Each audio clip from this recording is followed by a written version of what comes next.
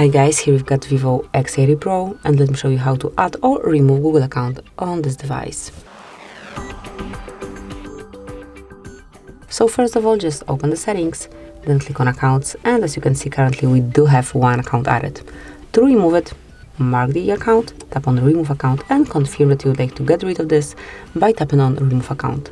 Click on OK, provide your screen lock password, and that's it.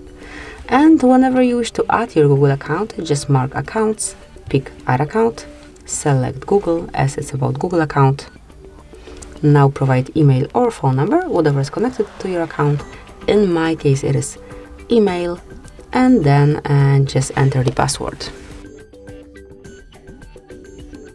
And click on next then. Here just decide if it's your device of your kiddos, tap on next then, and here read and then agree or disagree with Google Terms of Service, Google Play Terms of Service and Privacy Policy. So if you agree, just tap on I agree.